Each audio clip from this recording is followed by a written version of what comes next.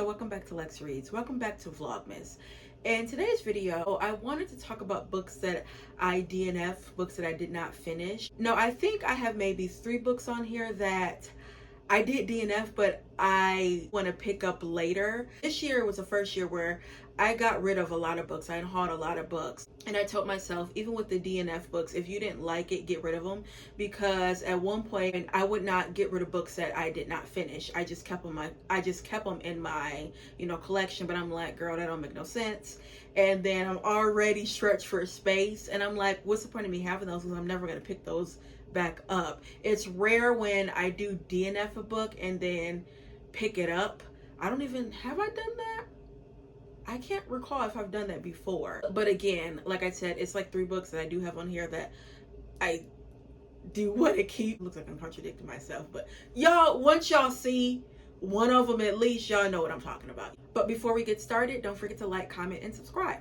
Okay, so the first book that I DNF'd, and I'm still on the fence if I should keep it or not. Girl, it is When I Think of You by Maya Ariel. Y'all know, I keep on saying it time and time again, where I have been on a romance kick this year. It's been some months now. And I remember seeing this on TikTok and people were really, talking highly about it. And I'm a sucker for covers.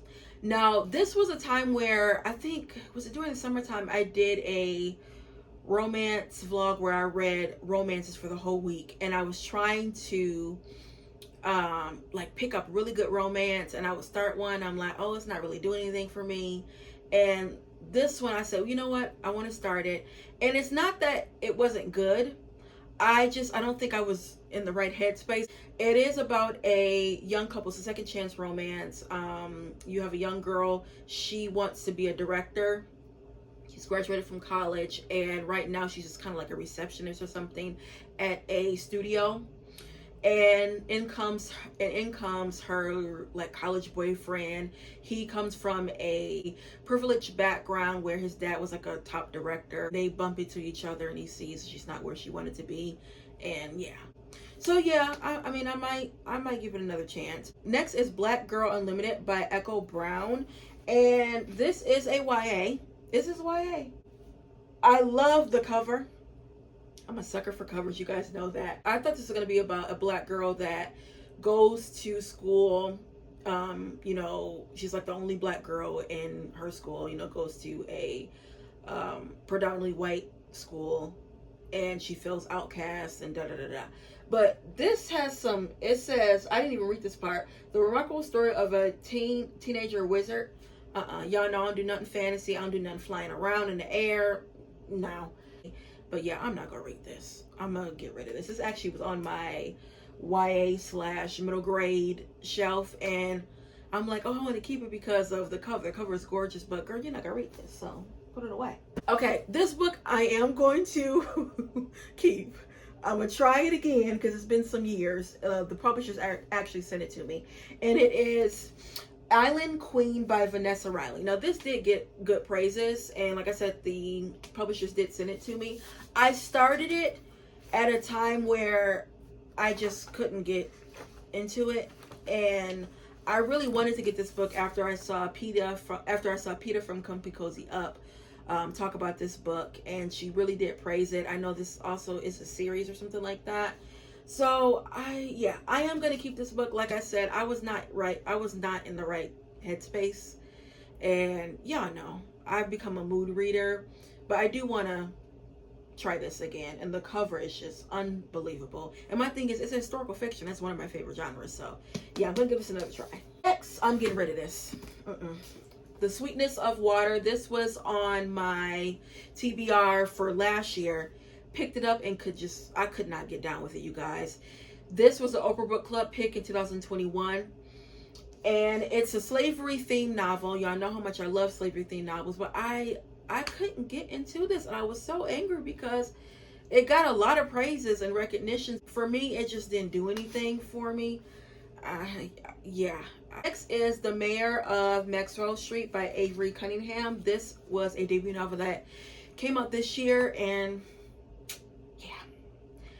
I wanted to get this because it's set in the 1920s, It's about a young girl. I believe this is kind of like a mystery, and it's historical fiction, but I couldn't grasp it. I just couldn't get into it. And this book is very long. This book is over 400 pages. And it was so intriguing because Nellie, that's the main protagonist, and she also wants to be a journalist, and she gets in cahoots with like is it a mob or something like that they're trying to take down? And her family wants her to like basically get married and, you know, do all that. Then comes the male protagonist in the story. His name is Jay, and Jay, I believe he's biracial, but I think, is he passing? And he's also like a bootlegger. So like it sounds really interesting, right? But I just could not get down with it. And even with me reading the back of the cover, yeah, I'm not gonna finish this. It sucks because I really wanted to get into it, but it didn't do anything for me. Next is another YA author and book that was on my TBR this year. It's Hurricane Summer by Asha Bloomfield. Now this did start out well. I just got uninterested after I put it down. And I actually put it down twice, and I just kind of got out of the headspace for it, and now I'm not interested. But it's about a young girl. Her parents are divorced, and she spends the summer with her father, and she has like I think a little sister or something like that. And there's some like secrets and things that go on in their family, and their dad lives in Jamaica, and you know, their mom lives in the States. Again, I have a love-hate relationship with YA books, so I don't know why I put myself in that predicament. Love the cover though, and then the inside is so pretty. Look at this. Oh, that's so pretty. Next is On Beauty by Zadie Smith. Now this is it not a retelling, or is it a retelling, or inspired by Howard's Inn by, oh, what's that author's name? He's a classic author. I'll put it on the screen. I can't even remember really what this was about. I think this was on my TBR for this year, or was it last year? I can't remember, but yeah, she's an author where I have a good amount of her books, and I haven't read a single one. This is the first one I read, and well, first one I tried to read and, you know, didn't finish it. I really wanted to get into her after I saw an interview that she did with Chimamanda Ngozi Adichie when Chimamanda was promoting Americana, and I just love Zadie's vibe. So I have 3 books of hers, and I always say I am going to give her another try, because the writing was good, but the story just, it didn't grab me, and I was like, yeah. But I know some people said that you should read Howard's Inn first, then try to read this, but yeah, I'm not doing that. This is the last book. This is the one where I was telling y'all kind of understand. Yes, I have not read Roots, and the crazy thing is I have Roots on audio and I have the physical copy. I think this is what messed me up, you guys. I was trying to tackle this book when I first got back into reading, and I hadn't read a book in years, okay? Also, never read a book of this capacity. I don't know why I thought I could tackle this, and I even started to do like every 50 pages, you know, read 50 pages a night, and that was it. In the beginning of my reading journey, it was hard for me I could barely read 20 pages. So I don't know why I was thinking, oh, you can do 50. Now I could do it. But then when the physical copy didn't work out at the time, I got the audio version. And the beginning, oh Jesus, it is so laborious. Oh, but I remember reading Queen, which is his book, and I didn't have that on audio. You can't even get it on audio. And I just, you know, read the actual book. And that book is very long too. And the beginning of that book was a bore. It almost made you not want to finish the book. But then it started getting really good. I think I was in this just where they were still at the middle passage. Well, no. They weren't even at the middle passage. They were still in Africa. They weren't even captured yet. And it just was so boring. Oh God. So yeah, I do want to give this another try. It's like, girl, you talk about, oh, black books, black owned, black everything, and you ain't read Roots.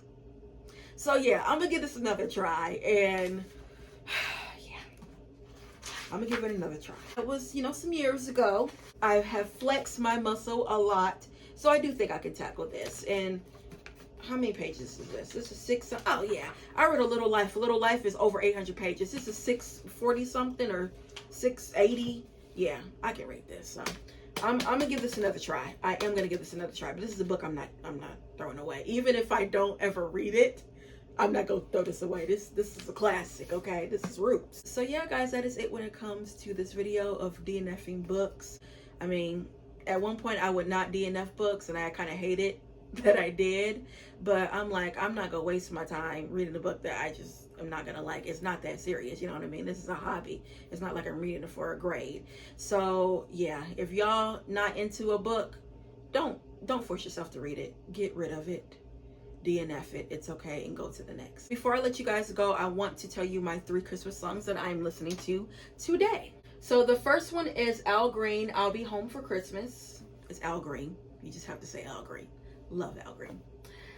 Next is Destiny's Child, Spread a Little Love on Christmas Day. Destiny's Child's 8 Days of Christmas is probably my favorite Christmas album of all times. I mean, you guys know I am a sucker for Destiny's Child. Destiny's Child is my favorite, probably girl group of all times. It was the first CD that I ever bought. I'm a 90s kid. Their second CD, The Writings on the Wall. I'm a sucker for Destiny's Child. Love, love, love their Christmas album. And then lastly, also another Destiny's Child song is This Christmas. I love their version of This Christmas. One thing I do love about the 8 Days of Christmas, they have like their own spin to it. You know, they still have traditional Christmas songs, but they kind of made it their own. And then, I mean, y'all know, them girls can sing. Come on now. So yeah, that is the 3 Christmas songs I'm listening to today. And I'll be back with more Black Books. Bye.